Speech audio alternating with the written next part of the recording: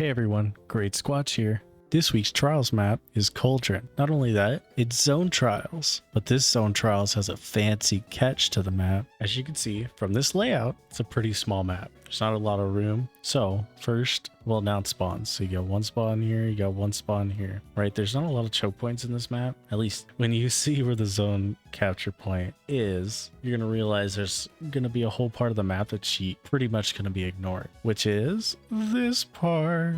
Most of this part will be ignored, right? Because zone is here and it only spawns there. It doesn't spawn here. It doesn't spawn here, here, or here. It only spawns there, right? So you're going to have a lot of people who just sit and spawn with snipers and just peek on this bridge and waiting for kills. So for choke points on this map, which I will mark in green, right, are going to be these doors in this center room and obviously this bridge, right, between the sides. So realistically, what you're gonna want to do for this map, if you really want to have control and win this map really easily, you're gonna want to have control from whatever spawn you have, right? So say you spawn here, walk over here. Now you can see this bridge. You got this side covered, right? Anybody jumps up on that bridge, you have it covered. You'll be able to see if you're here or even here, right? This is kind of a zone where people can't see you, or well, I mean, you can see people and cover it with relative ease. Maybe I should mark those in a different color, right? But you kind of want to have map control, like I said, from your spawn point and this room right here. Why this room? Because this door leads directly onto the bridge, and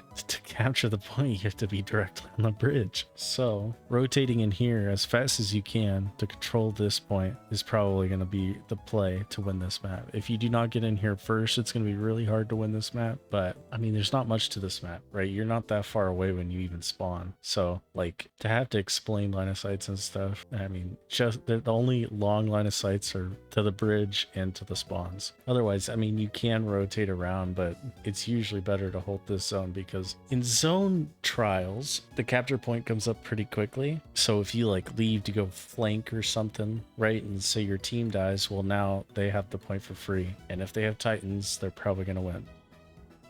And right here in the middle is heavy ammo. And that's pretty much the map layout and plan for this map.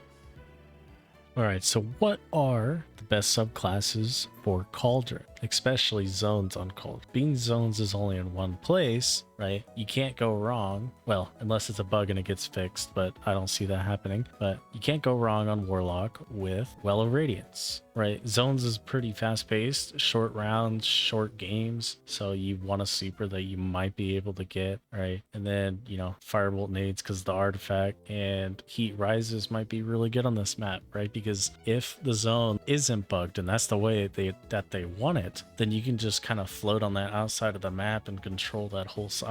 So, and honestly, nothing really else compares to Dawnblade on, well, not Dawnblade, but Well of Radiance on Warlock for this map. You might be able to pull off some stasis stuff, but you're never going to get your super. It'd be very rare if you get your super, unless people play super slow. But now for Titan, honestly, the best might be Sentinel, right? You get the overshields and you get bubble. You might actually get to use your bubble, right? Really, for barriers, overshields, and bubble is the reason why I'd say that this would be really good on this map, especially for zone control, because when the zones pop up, you could just plop a barricade down and it's really hard for someone to challenge it unless they have their own barricade or some way of moving you from your barricade. And that goes the same for Arc-Titan. Arc-Titan's going to be really good because you got lightning nades and there's a lot of walls to stick lightning nades to in this map, right? You also got Jug Shield and you got Shoulder Charge and you got Thunder Crash. Like, all these are good things for this map. And also Barricade. Barricade's just going to be is so strong on zone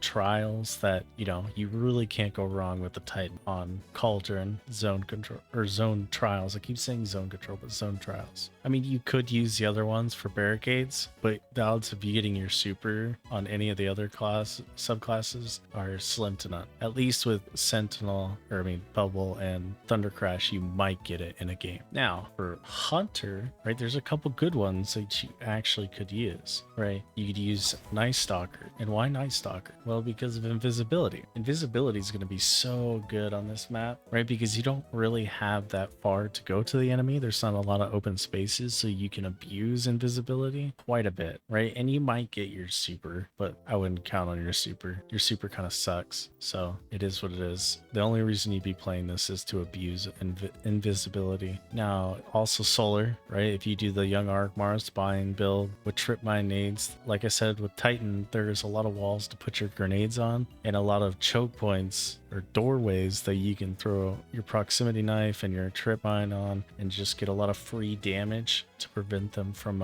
going through those doorways. And also, it's pretty easy to line up a trip mine behind Titan barricades, which I guarantee you're going to see a lot of Titans on this map. And then the final one, I would say, or actually both of these other ones are pretty viable on this map. Revenant, because you can use dust field nades. If you throw a dust field on a Titan barricade, it's pretty much going to deny the Titan from being able to play behind the barricade. So it's very useful, right? And you can deny whole doorways. Like that alone increases the value of this subclass immensely on this map, right? And you're not having huge sight lines, so you're not losing out on the effectiveness of this, right? And also your supercharge is pretty quick, so you might actually get to use this one, but just be aware, well, if people are in a well, they cannot be frozen by this super. So it's just, you know, take it or leave it. It is very good at zone, like area denial though. And then Strand, I would say, is actually going to be really good on this map, right? You throw on grapple, or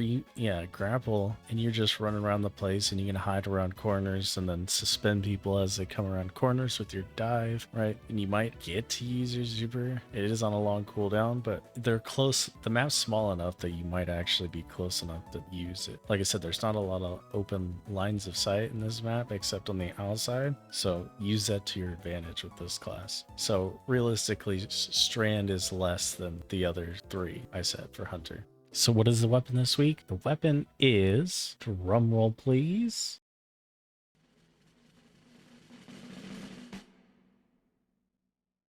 the Adept Inquisitor. Ooh, yay. I know everybody's excited for that one. And there's not much I can really talk about on roles because there's not really a PvE role that I would technically go after, right? But there is cool things. You can get max range on this, which reaches out to 10 meters, which is insane. So that is a cool thing, maybe for PvP if you like that. It also has really high handling, but you got to remember this is a slug shotgun. So take it or leave it. It's a little niche, but you know, if it is what you want, then be my guest. If you stuck around this long, I want to thank you and make sure you hit that like and subscribe and ring that notification bell.